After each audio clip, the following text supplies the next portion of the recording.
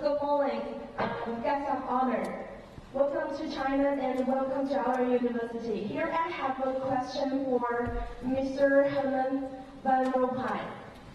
Yeah, but recently it is reported that through the debt crisis, the Germany and the European Central Bank will support the euro to establish a quasi-fiscal union. Would you mind telling us your plans about it? Thank you.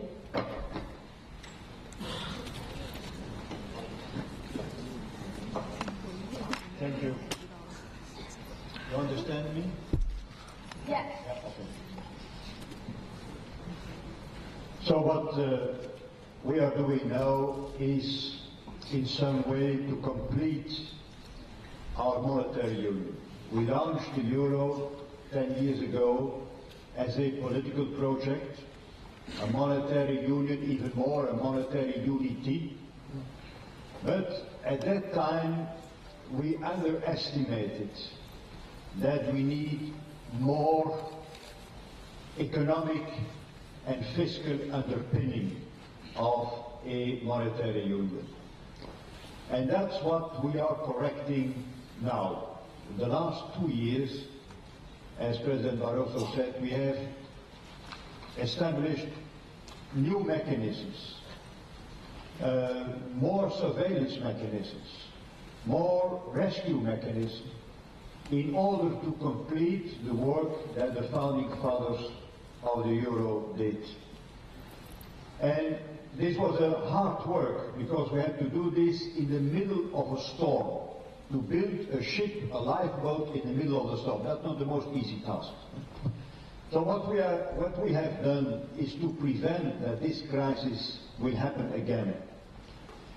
And that's why we worked so hard during 2 years.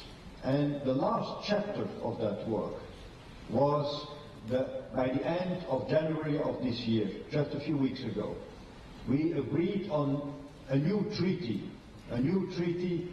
so that we anchor the balanced budgets in our constitutions.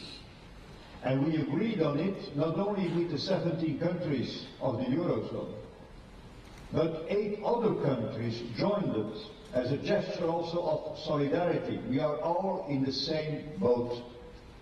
And I think this treaty is the end of a long road towards fiscal union. But in the meantime, we have to be honest, in the meantime we have to deal also with the remainders of the past. The Greek crisis is one of them. And so in a lot of our member states we have to correct imbalances, fiscal imbalances and economic imbalances. We have now procedures that kind of imbalances will not happen in the future. But in the meantime, as I said, we have to deal with the problems, remainders of the past. So in all our countries, in Greece, in Portugal, in Ireland, also in other countries under market pressure, in Spain and in Italy, we are undertaking huge reforms. But even in other countries, in some kind as a prevention, we are working on more competitiveness and keeping a strong and strict fiscal path. So we are all all living in a tough time. In the countries under program, in the countries under market pressure, in all the other ones. But that shows our determination to keep the Eurozone. And by keeping the Eurozone, we keep the European Union alive and kicking. And President Barroso, as I have stressed the political motives behind all this. Why we are working so hard to keep the Eurozone as it is now and to even strengthen it for the future. Because at the heart of the project is peace, prosperity and democracy in the European Union. If we hadn't had that strong motivation, that strong inspiration, we would not have worked so hard. So don't underestimate the strong political will to defend the Eurozone. And that's the message we want to convey. And I know that in the press and in our meetings we have to deal with rescue funds, with surveillance mechanisms, with private sector involvement and all those things, and it's important.